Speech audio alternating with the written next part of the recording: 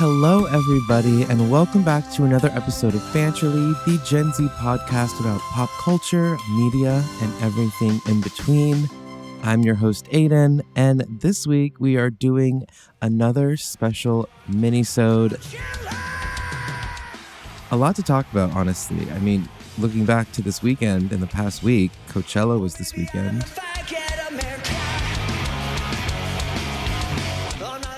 And it was the second weekend. 7 hours into this, we paid $600 a ticket plus $300 for the car camping pass. Like, this is absurd. Why are we spending this money to spend 8 hours in a car and we're not even inside yet? I couldn't even keep up with all the TikToks I was seeing about Coachella. Like, I saw this parking situation where people just parked and lived in their cars and then waiting in line in the different VIP sections and the influencers and people not really going for the music and just going for the parties and everything. And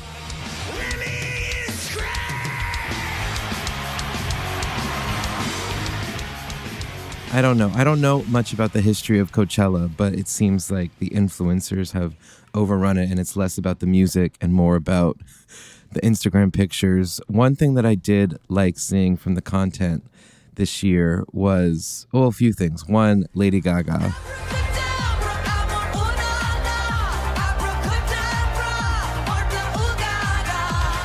Great vocals, and even when she had a little technical difficulty, just shows to all the haters that she can sing, and she does sing live. Second thing was, I just saw this clip today.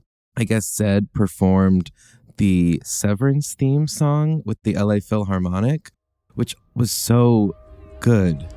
Please welcome the LA Philharmonic. Okay, I get it. If I was there in the audience, this would be pretty cool to see live, like goosebumps.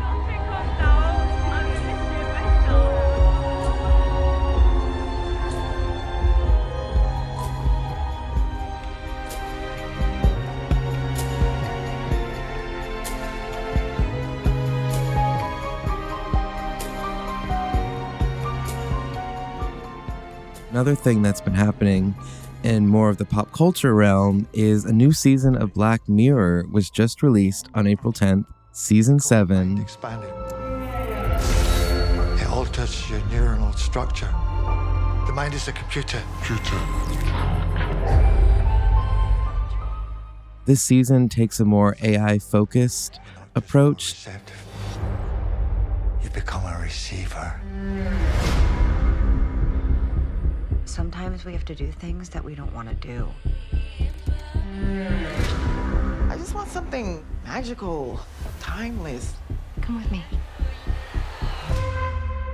So Black Mirror is a British show where every episode is its own drama that kind of taps into the modern world and different facets of technology and cultural things and kind of puts a twist to it where it's almost like the Twilight Zone in a way where it's all make-believe fantasy, but a lot of these things could happen, especially with the direction that we are going as a society. In this episode, we'll be focusing more on episode 1, the premiere, which a lot of people are saying is the best episode out of the season. It's actually the reason that we have extended sleep mode for our non-premium users. Or premium users. Well, Plus is actually now standard, but it is better than common. And this new tier, it is ultra premium. We call it Rivermind Lux. This episode follows Mike, played by Chris O'Dowd, and Amanda, played by Rashida Jones, who are a married couple. Mike is a welder. He works in a factory, and Amanda is a school teacher. And one day, Amanda passes out in class and has a medical emergency. It's kind of unclear what that is. Whatever it was caught way too late, and she is left intubated in a coma. And the doctor says there is nothing that they can do to save her except, perfect timing. The doctor said just a few months ago, she heard about this great new trial. Even just a few months ago, I'd have said no, but now there may be an option. It's a new startup. They have an experimental procedure. It's very new, so not without risk. Okay. Their rep was in here just last week. I can't make a personal recommendation, but you want me to call her? Yeah, I want you to call her. There's a lot of risks because it's new, but it's a technology company that is implanting something in the brain, like a new part to fix it. And so this husband, who's desperate, visits the company, which is called Rivermind, and meets Gaynor, who's played by Tracy Ellis Ross, who's like the spokesperson. She has been through the surgery. It changed her life. And now she's out here as a saleswoman. Rivermind is a revolution in neurological science.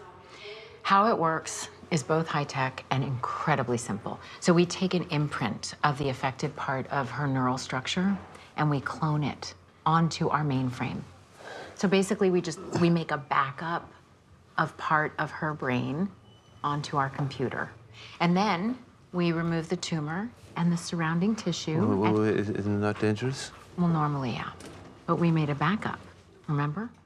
And he ends up doing it because the surgery is free and the only other cost associated with it is a $300 a month subscription to keep the technology going. And which was steep for him, but he thought, I got to save my wife. So they do the procedure and she's alive. But as the show keeps progressing, the company keeps changing their subscription tiers. So what used to be $300 a month and the basic membership now leaves them with little benefits. So like they can't travel out of the county. So then you have to upgrade to Rivermind Plus. And then after Rivermind Plus became basic, there was Rivermind Lux. And so it was just kind of a metaphor for the ways that a lot of different corporations nowadays will just keep adding different tiers just to make people pay more. And in this situation, they needed to pay to live. So this show kind of illustrated that in a very dark way. The couple has to figure out how to pay for these things. So the husband, Mike, goes behind his wife's back and starts streaming on this site called Dumb Dummies, which is when people stream themselves and have strangers demand that they do things for money. So for example, this guy would be like, okay, if you get up to $60, I'll put a mousetrap on my finger. That's pretty basic compared to some of the things he ended up doing. Some people would drink their urine. He put the mousetrap on his tongue. He put like a butt plug up his butt on camera. At first he had his mask. He wore a mask to protect his identity, but then someone offered him $500 to do it without the mask. And this kind of pointed to online sites like OnlyFans and even TikTok Live. People go on live and just beg people for gifts and money and I'll do things for this. And OnlyFans is the more direct comparison where people charge subscribers to see content that they create, most of it kind of sexual or nudity. One aspect that I thought was hilarious from this episode was part of them being on Rivermind Common, this basic plan, was that there were ads. So Rashida Jones's character would be in the middle of class and she would have to say an ad that would be based on the scenario she was in. She was teaching her kids about bees and how they make honey. And all of a sudden she starts reciting this ad about these Honey Nut Cheerio type cereal. So at the hive, the bees pass the nectar between themselves until it's gooey, and then they push it into the wax chamber until it becomes... Anyone? Bobby. It becomes honey. That's right. Honey. Kids love honey. That's why parents love Honey Nugs. Whole grain chunks covered in golden Tupelo honey. The sweetest way to start your day. Honey Nugs from Ditta. And can anyone tell me something with honey in it? And when she's saying these ads, she has no recollection. So one of the kids asked her about it and she was like, what are you talking about? And so this would start to affect her life. One of her kids ended up coming to her saying that he was having a really tough time at home because him and his mom were going to leave their dad. And then an ad comes up and it's about some Christian site for like Christian counseling to keep families together. That we don't want to do, but they turn out for the best. And the truth is, families that stay together bask in the glow of Christ's heart. For more information on faith-based family counseling, visit christsheart.com. Okay. Obviously, she had no idea she said this until she goes to school the next day and her principal pulls her aside and is like, hey, we got a complaint that you were telling this kid that his mom needs to go to Christian family counseling. And so she was faced with a dilemma where if she didn't pay for Plus to get rid of these ads, she would no longer be able to teach because her principal was like, we can't have you going off the handle telling kids about X, Y, and Z when you don't have any idea that you're doing it. So that was another incentive for why they kept doing these desperate things. Their quality of life was really being affected by these changes in tiers. And it was something that I don't think Mike, her husband, thought about because in the moment he was desperate, just trying to keep his wife alive. It really made me realize all the things that I'm paying for subscription-wise. And most of them, none of them are health related at this point in my life, thank goodness. But like Peacock. And I'm like, oh, Peacock used to be free. When Peacock came out, it was free and you could watch all these shows. It was like NBC's app and it was great. And then it became I don't think it's free anymore, but then they add ads and then you have to add this. So right now, guys, I have Peacock Premium Plus, which means that I have no ads and I don't even know if I get more content. See, this is the thing. I didn't read the fine print. All I know is I have no ads, but it wasn't always the case. And same with Amazon Prime. There used to be no ads, and now you have to just pay more for this. And Netflix with the family sharing, it just ways for companies to get more money out of you.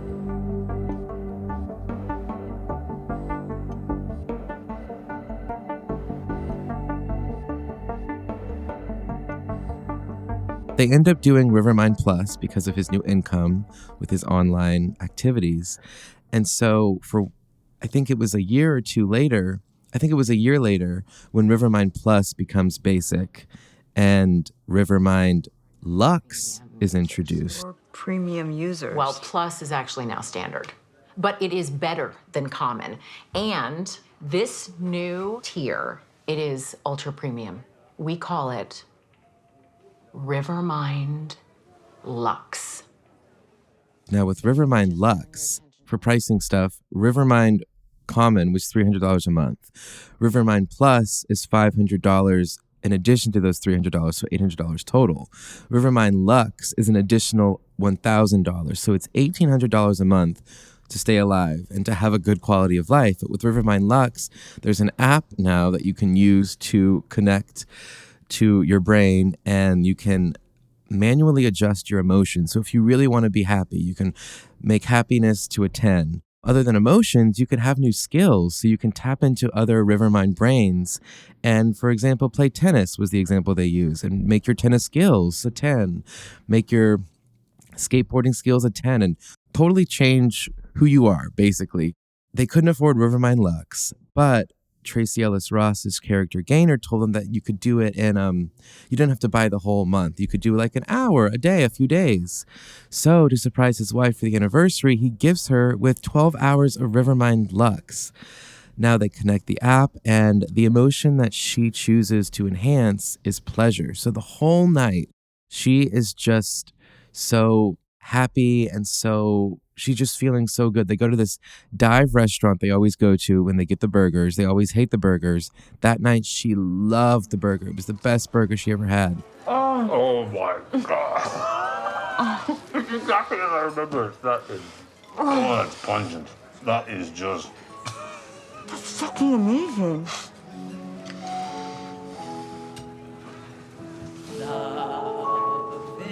Oh, look, they're back. There's some shitty performers at this restaurant that they always used to make fun of together. That night, she loved the performers.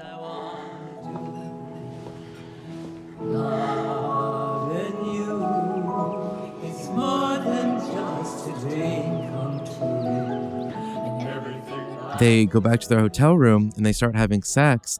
He has to stop because he's like, it sounds like you're making fun of me because of the way that you're behaving. But she wasn't. She was just a totally different person. Her pleasure level was a 10. They wake up the next morning. The 12 hours has ended. They go back home. And at the very end of the show, that kind of comes into play again. I think it was her birthday, he gifts her 30 minutes of Rivermind Lux. So she has 30 minutes. She chooses Serenity. She's feeling very serene, sitting in their backyard together. At this point in the show, Mike had lost his job because someone found out about his online escapades. And I think because of him losing his job, they could no longer afford Rivermind Plus. So at this point, at the very end of the episode, they're both down low, worse than they've ever been. She gets 30 minutes of Rivermind Lux, chooses her emotion to be Serenity, and turns to her husband and it's like, I think it's time. I think we've got to end this. So they go back. The timer ends. She has an ad, and he kills her by putting a pillow over her face and suffocating her. And then the very last scene is him going into the room that he films his online adventures, and he takes a box cutter with him, and that's when the show ends.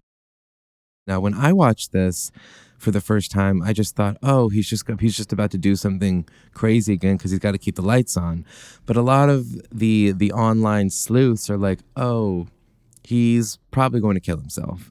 Or even worse, he's going to kill himself online. Very dark ending. It just illustrates that this thing that was supposed to save their lives, that on paper looked great, and it did. It saved her life, but it ruined everything else. Their whole life became based on Rivermind and how are we going to pay for this? So that way, one, my wife can stay alive, and two, she can stay alive and maybe want to travel to a different county, not even country, county. And it was dark.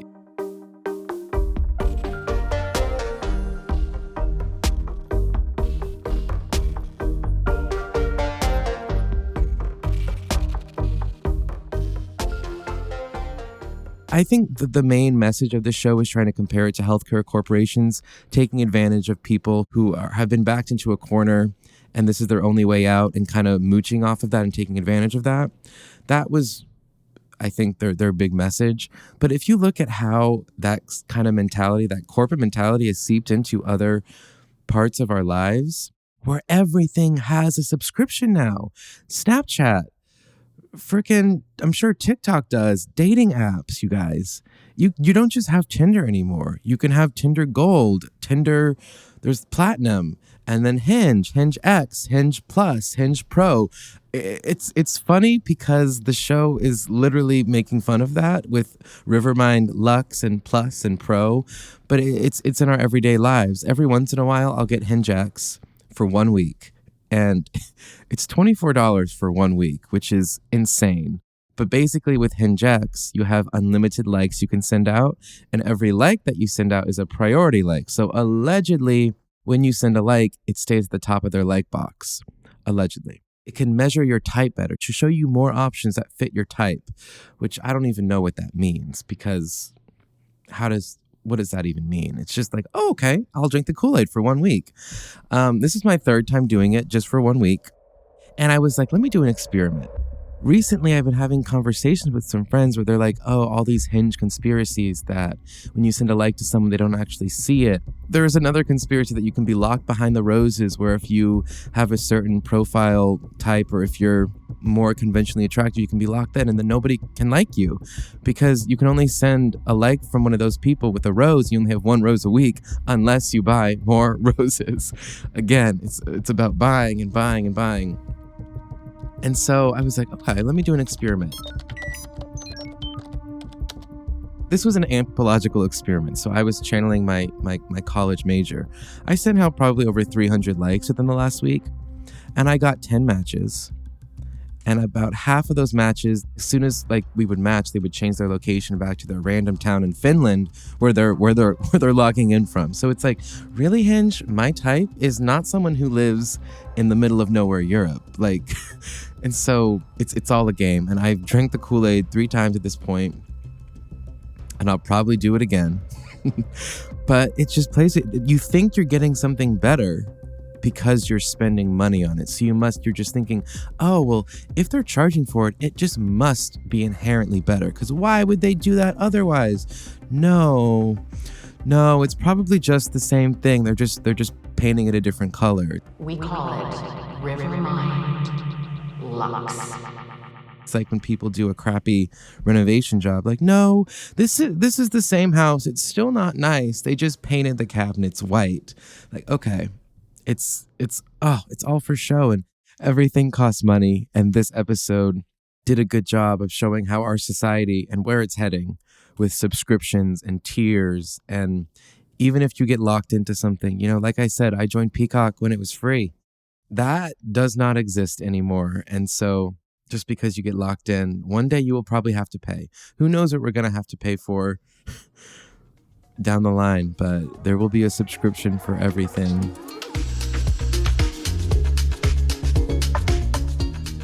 Well, I do recommend that everybody at least watch the first episode of Black Mirror. It can spark a lot of different conversations with your friends and family, make you do a little internal look and be like, wow, why am I paying for this? Why am I paying for that? I saw some Reddit threads after I watched it where people were like, BRB, canceling all my subscriptions, because you might not even know what you're subscribed to at this point. It's kind of insane what we are paying for, but watch the episode.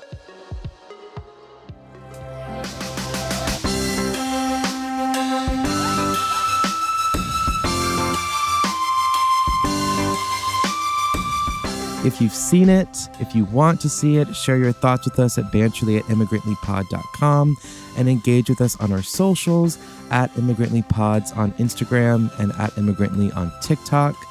Banterly is produced by Shay Yu, written by me, Aidan Taylor. Our sound designer and editor is Lou Raskin. The Banterly theme music is by Simon Hutchinson, and additional music is by Epidemic Sound. See y'all next week.